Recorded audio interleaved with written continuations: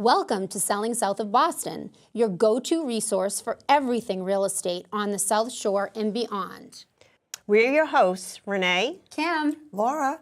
local real estate experts, educators, and advocates helping buyers and sellers navigate today's market with confidence.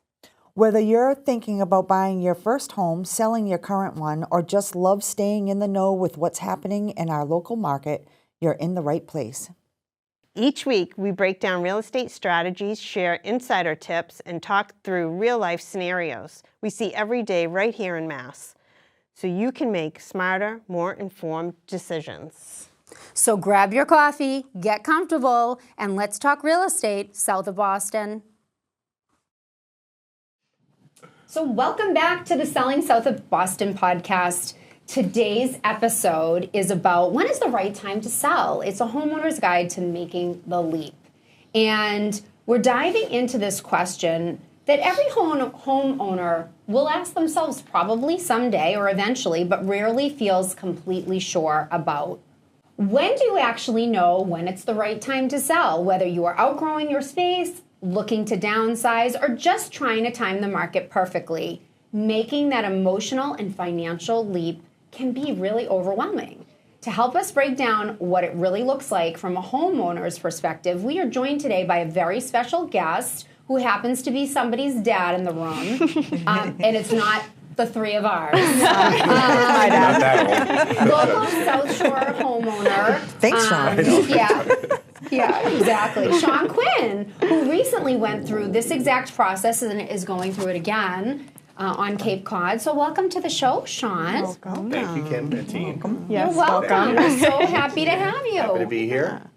Thank you. Yeah. Before we jump into Sean's story, let's just do a quick market recap of what we're seeing across the South Shore right now. It's mid already 2026. I can't believe it.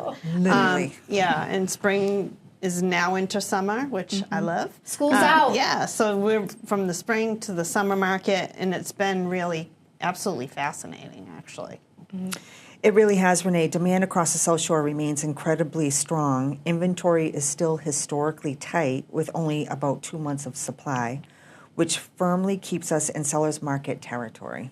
We've actually seen South Shore median home prices jump over 15% year after year after year. Exactly said, Laura. In luxury coastal hubs like Hingham, Cohasset, and Duxbury, median prices are holding remarkably strong, with most homes selling in about 25 to 30 days on the market. Even in our high-demand commuter markets like Norwell, Hanover, and Milton, correctly priced homes are flying off the market in less than 3 weeks still. So if you're a seller wondering if there are buyers out there, the answer is a resounding yes. So now that we did a little recap, we're going to move into selling the home. So you recently made the decision with your sister and cousin to sell the home down in South Yarmouth, and we all know that the house isn't just an asset. There's a lot of memories there, emotional ties for all of us involved in the sale. So what was the catalyst that made you realize it was finally time to make the move? Well, I would say that it's something that's been building over time. So the house has actually had a few transactions in its history. There was a transaction about 20-odd years ago when my brother, who was a part owner, got out. So it's not something that we've not done before. But I think this time it was really about where we were in our our lifestyle, what we were doing, how our family had changed and grown and expanded, and the house didn't. And so those are things that all had to take into account. And the fact of having 3 owners meant we had to think about all the different options from, could we rent the house? Could we keep the house? Could we, is there a way that we might retain it to a point in the future we might want to use it again? And we just sort of came to the conclusion that, no, this is the time. It really didn't have to coincide with the sort of hot market, I guess, for sellers as we're in now. But that timing just benefited it, made that decision a little bit easier in terms of looking at what potentially there can be for a return on it. Yeah. Really, and it was an emotional, there was probably a lot of emotional decisions that went into that too, because how long did you own the house for, or how long have you been going to that house? It's since forever, since I was born. Yeah. Wow. Yeah. So the house was, the story is the house next door, my grandparents were friends with those people. They went down the Cape. They lived in Medford. They went down the Cape every weekend. They hung out there, and eventually they bought the lot, and then eventually they built the house in the late 50s when there was a lot of that building going on down there. And it was a summer cottage all the way up until about 2001. Wow. When my dad had it redone, he had basically winterized it, expanded it, blew out the front of the house, blew out the back of the house, and made it a year-round the house that it is now. So I've seen it evolve from like sleeping on a cot in a porch, to tents in the backyard, to where it is now, Tent City. Yeah, right. And all so we called it. That's right. cool. Because you'd see those. Everyone wants to go down there. Yeah, of Everyone course. wants to go down, so right, we would just fit people in wherever we could. That's so cool. I love that. Yeah. That is awesome. We thank you for coming on and working with our team.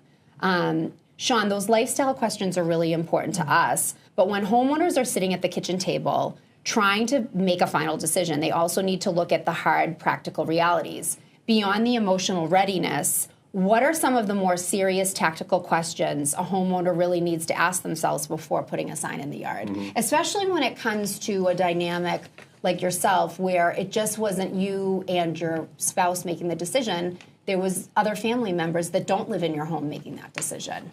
Yeah. I mean, that was definitely a part of it. Once we sort of were able to remove the emotion from it, then it becomes a pragmatic type of thing. What's it worth? What could we make on it? What still has to be potentially fixed down the line that we're not taking into account as a future expense if we do retain it, such as heating system, new roof, fence, ongoing maintenance, septic, it's septic. So especially when you're not there full time. Right. Yeah. And we had an issue several years ago now where we had pipes freeze when we had that freeze. So it's, as you've seen, the house is beautiful because it was all redone. Yes. That's why. Yeah. Okay. So there was an entire year we couldn't use the house. Right. Because we had to go through an And that's a insurance loss. claim and all that. Right. And some of the other things that you think about outside of it that you brought to our attention, the bridge and how's that going to impact rentals on the Cape in the future? Because renting was a big consideration that we had. It was, could we rent it and sort of bridge the gap? Right. Right.